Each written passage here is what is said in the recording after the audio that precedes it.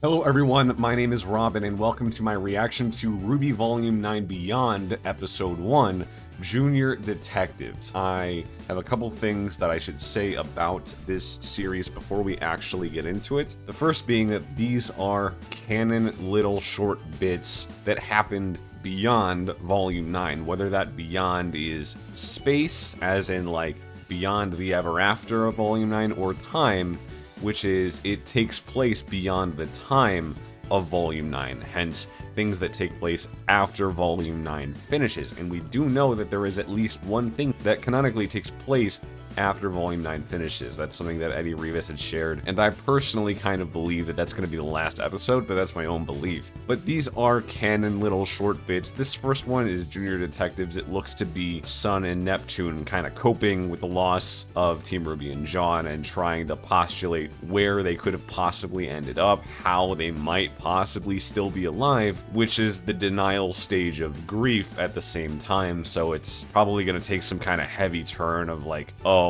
yeah, no, we're not right in the head. We have some things that we still need to work through. So I do expect this to be lighthearted at the start and then get kind of real.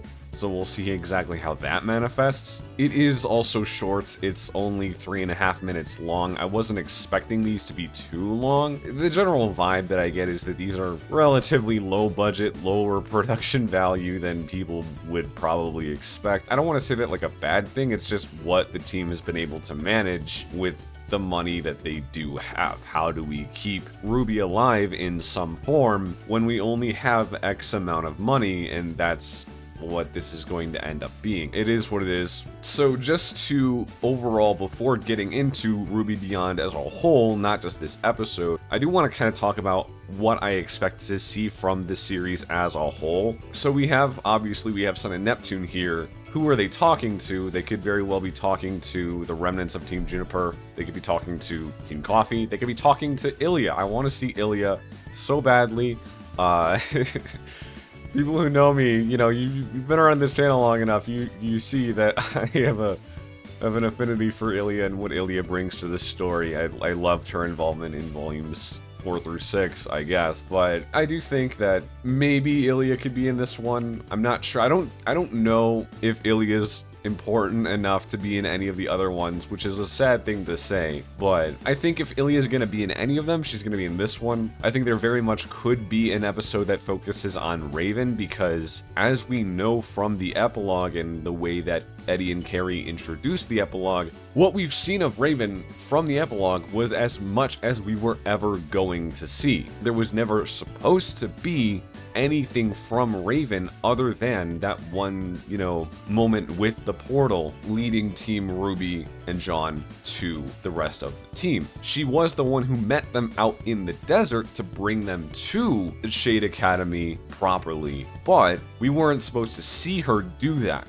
The only on-screen presence she was ever supposed to have, we've seen. So I think the fact of them not having anything more planned for Raven in the show does lead to her possibly getting more of a focus in this, and I am interested to see this because, again, this is canon. So other than Raven, who might I expect? I think that episode 4 is going to focus on Team Ruby now that they are back in Vacuo, and maybe pushing the plot forward a little bit, but not necessarily too much to the point of we're not gonna know too much about Volume 10, I don't think. That's what I'm trying to say. Like, it's gonna lead into Volume 10, but we can't really get our feet wet with it yet because this is supplementary. And they very much could introduce something for Volume 10, but anything that they introduce in Volume 9 Beyond has to be reintroduced again in Volume 10, if that makes any sense. So we have Junior Detectives, we have an episode that potentially focuses on Raven, and we have an episode that focuses on Team Ruby now that they are back. I'm not sure what the fourth one could be. Maybe a little bit more focus on Team Coffee if this one's supposed to focus on Team Sun. I'm not sure. But that's kind of all I have to say about speculating and theorizing for what Volume 9 Beyond is going to bring. Let's just get right into this 3.5 minute bit. Okay, so I've queued it up, and I've noticed immediately the score music from Volume 9 for Ruby's eulogy to Penny. I've immediately noticed the track that was titled The Most Powerful Warrior to Ever Lived, or Whoever Lived. So we're starting off on a somewhat depressing, introspective, unsure, mourning for sure. So let's get into 3, 2, 1, now.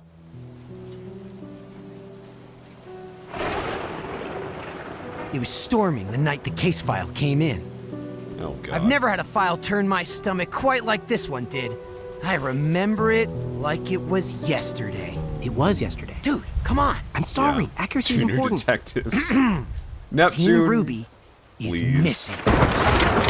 So this is yesterday as of... And John too, I guess.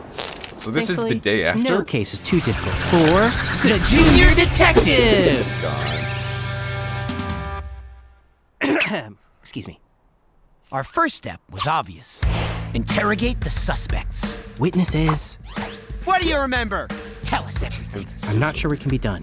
But Oh, I'm so happy they're to cooperate acting and aid out. your investigation to the fullest They're extent. that I'm acting able to. out. But like always, pulling information is like pulling teeth. I mean, it's funny Did because, you like, not hear what I said? Ren is here. They could just as Story easily checks out. interrogate Ren. Next! I already told you. I wasn't even there. Plus, I don't talk to cops. Or whatever you two are. God. Ow! No, it's me, remember? On to the next perp. I told you to stop calling me a perp. Do you even know what perpetrator means? Of course I do. And for all we know, you are the purple traitor. Guys, not even Ozpin and Oscar know what happened to them. Us. We were told not to fall, The and they fell. captions. That's it. Yeah. They fell. We were lost. No leads. Leadless. We engaged in spirited debate, squeezing our genius brains of every last drop of Yeah. detective juice. I've already seen all of the little We things that they almost have gave on up. this board. Until Oh, I've God. got so- Nice. Oh, I mean, God. what is it, fellow detective? the headmasters, Professor Osmond Oscar? and Professor Theodore. First mention Now, of Theodore. You could say that it makes Are sense we- that the two are meeting up a lot. They are in charge, after all. But Yeah. something just didn't feel right. They have the lockers here, Left. too. Who'd Interesting. do such a thing? Using our ultimate stealth and disguise skills, we were able to follow Oscar Oscar. and eavesdrop on one of their meetings. We were shocked, startled even. It wasn't just Oscar Raven. and Theodore meeting up, but Winter So, and so Raven. that's Theodore then. Two maidens. Even on, I more need to go interesting, back after a this. mysterious girl was there too. Could she be the summer I maiden? already told you, there's no way. Besides, that- there's no more room on our suspects board. No more new characters. I mean perps. But then, before we could really hear anything juicy, Now Crow comes well, in. you showed up. Yeah, then we told you the whole story, and now you're all caught up. And why do you look so angry? Oh no, please spare us!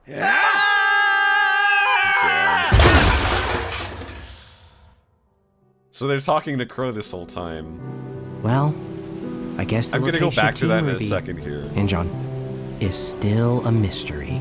I just hope they know that we haven't given up. Yeah. And I hope they haven't given up either. Oh, that's so...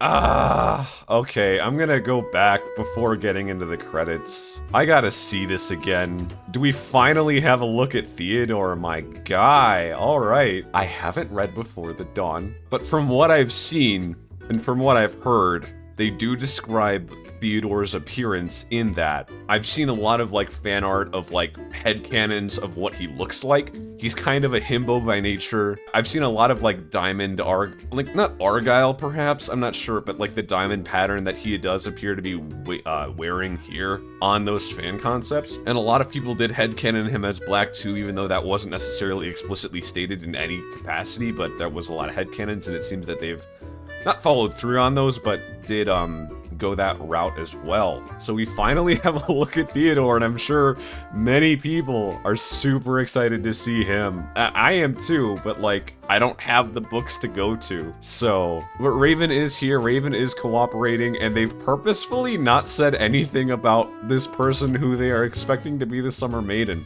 Sun is hesitant to accept that that is the Summer Maiden, or Sun is hesitant to give any more information on them. A lot of people have speculated as well, and I did I did read the last couple pages of Before the Dawn once upon a time, because I was told that Star Sanzang is in those pages, who is Sun's cousin. A lot of people were speculating because of that maybe Star was the Summer Maiden, if we're going to have this trend of relevant and important side characters who are native to the region that the show is in for those kinds of characters to be the maidens. I feel like we definitely could still get Star being the maiden, but this does make me a little bit more hesitant to believe that if this is the way that Sun approaches the topic. And obviously there's room for suspension of disbelief, but I'm personally not there. But it is nice to see just the topic of Raven participating in these discussions and working through their options with everybody. We didn't get anything concrete as to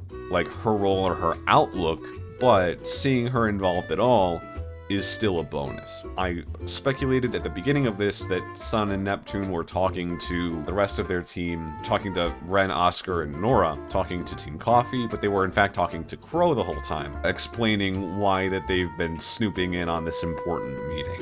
So that's kind of a bummer. I would have liked to see the rest of those characters, but this is not bad either. We do get a little bit more concept art about Shade Academy. I'm going to let this play out now. Yeah, Sun and Neptune are the only people involved in this. The credits are noticeably a lot more barren as well, which is kind of to be expected because not as many people work at Rooster Teeth, so how can they have this many credits? You know, a very small team put these things together. It is something, it is canon. This definitely shows having Theodore on screen and Winter and Raven and Crow and Ozpin and Oscar in the same room together is still important, and this didn't really tell us much. Obviously, this is kind of just, we've moved on. We don't know where Team Ruby and John are. We don't know what could have happened to them. We don't know if we should even believe that they are still alive. But we hope that they are, and we hope that if there is a chance that they are still working and moving forward on their end. But we don't know anything. We're having these important meetings in Shade Academy with the maidens and the headmasters and whatnot. So this was a good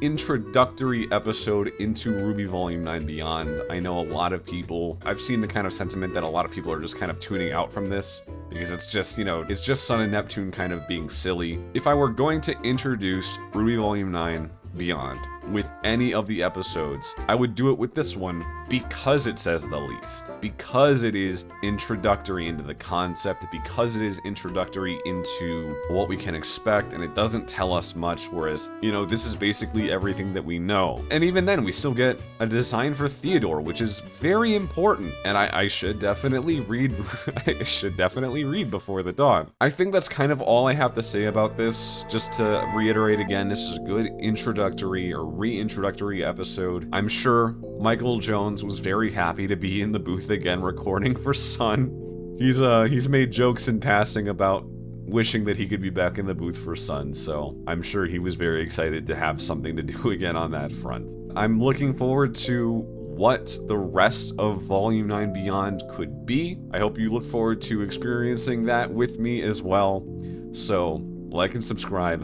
I'll see you next time. I'm Robin Rising. Have a good one.